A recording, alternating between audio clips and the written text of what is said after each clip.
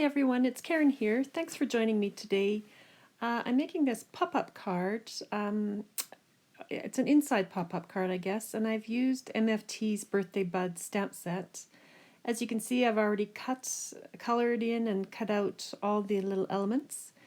And here I have also cut two pieces of cardstock that are the same width as my card, and I have creased them at about 1/4 inch. And so they fold into the inside. That's going to be the pop-up part of the card. Now it doesn't go all the way to the top because I'm going to add in some clouds, and you'll see that soon. But I've cut for the front and the back 2 hills, and on the front I'm putting this, it's 2 pieces of grass that I've cut and glued together. And there's the clouds that will go at the top. So you just want to make sure that you're not extending past the edge of the card. With the height of all of those clouds and everything else that you're putting on. So here I am gluing down or taping down that hill to one of these blue background or sky pieces. And again for the back, the same thing.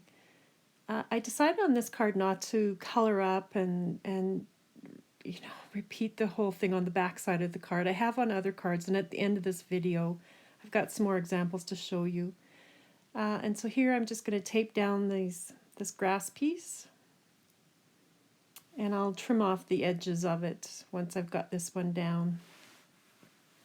And you could really put whatever you want on these. I just think these inside pop-up cards are so fun. There's such a variety of things you could do, and I've had so much fun lately playing with this kind of a card. It's just such a surprise for whoever's getting it. So now here I actually have made a mistake. It worked out, but really what you should do is unfold that crease at the bottom there that you've made on the blue card, because that's actually what's going to line up with that inside fold of the card. So when you're measuring, make sure that you unfold the crease that you've made at the bottom. And then I'm just figuring out how to position all my little elements on this card. I had those 2 birds colored in, thinking I'd have them up in the clouds, but it just got so busy I left them out. So everything's getting in position, and I'm just going to glue it all down. It's pretty quick and easy, this one, because really it's kind of like you're making a front of a card, but it's on the inside. So I feel like the front of these cards could be fairly simple, and most of the effort could go on the inside. These are really cute little critters on this stamp set. I had a lot of fun with these. So that's the last one going on. And I didn't glue the top of that balloon because it goes above the cloud.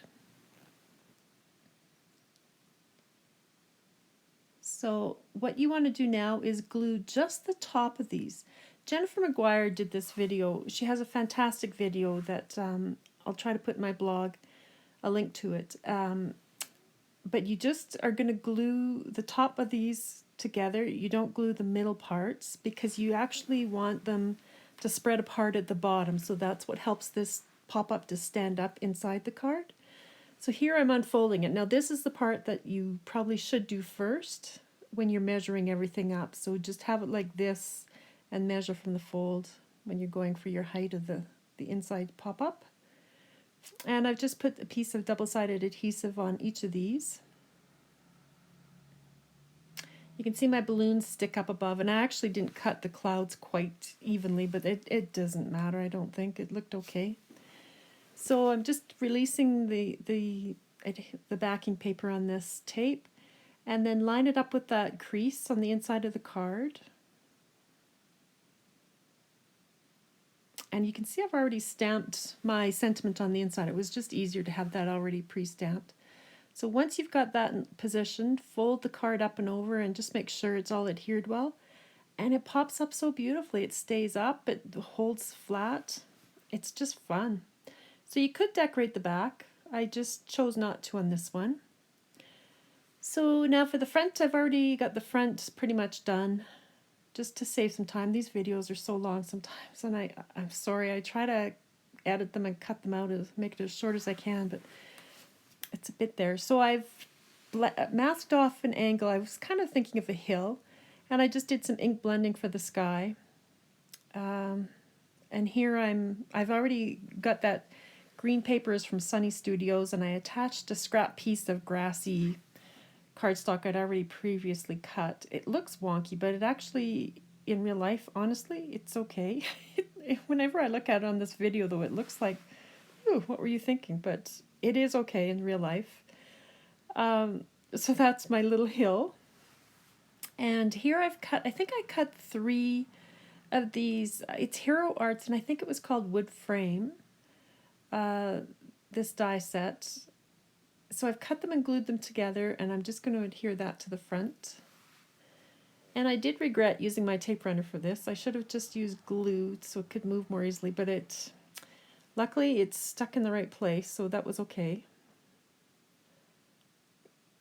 Usually if I use the tape gun, then I'm pulling things apart, but I didn't have to on this one. So I was breathing a sigh of relief when I got that on.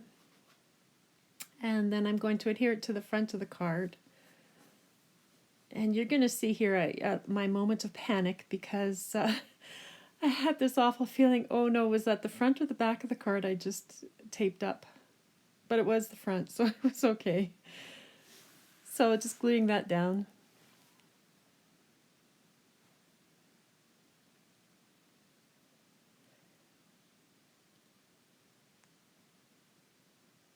Yeah, that's definitely the front. And then just putting my little pig, who's so cute, all wrapped up in his little banner of flags. And for the sentiment, I had already cut or stamped out this, I hope your day is full of surprises, because I thought that was really cute for on the inside, you know, to have the big pop-up surprise. And I'm just putting a bit of mowed lawn Distress Oxide ink around the edges here, just so it blends in with that grass a little bit better. And then I'll glue all of this down. And the pig, I actually ended up putting on foam tape. I kind of like to have a, I don't know, a more of a 3D element on the front of my card somehow. It just makes it feel a bit different from a store-bought card if there's something there that sticks out. So I ended up putting him on foam tape.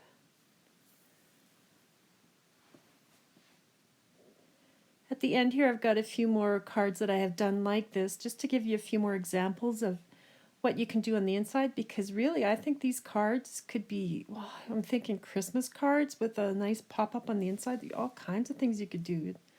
Chimney with Santa coming out, I don't know, a snowy winter scene, all kinds of things. Just so many ideas. So that's the front. I kind of tucked him into the grass, and then I didn't really like that. I pulled him out, but yep, didn't like him tucked into the grass. So there's this card. That's the fun surprise on the inside, and really it's quite entertaining for big kids and little kids, I think. Didn't take too long. And these are some of the other examples I have. So this one, that's a Gerda Steiner panda, one of her lovely pandas, and that is Studio Katia's, I can't remember the name of it, but it's the presents on the bottom. And that, I did reverse stamp that and color in the back. So definitely a lot more work to do the back of them. This one is Gerda Steiner's, I love those animals. I forget the name of this stamp set. I'm sorry, I don't have it in front of me, but it is from Gerda Steiner. And I did the back of that as well. But so you can see it doesn't have to be just one solid thing. That tree is kind of fun from both angles. And as you can see, it's quite a thin card. It fits into an envelope easily. And this one is, that's from Whimsy Stamps. And I think I had a few V-neck stamps in there. And that's Kaisercraft. So here I have done the little coral seaweed thing on the bottom and put some vellum in between. So just so many ideas of what you can do for this. So I hope you guys will give this a try. It's really not that hard. And watch Jennifer McGuire's video, because she's the one that showed me, and I loved her video. It was fantastic. Thanks for joining me, guys.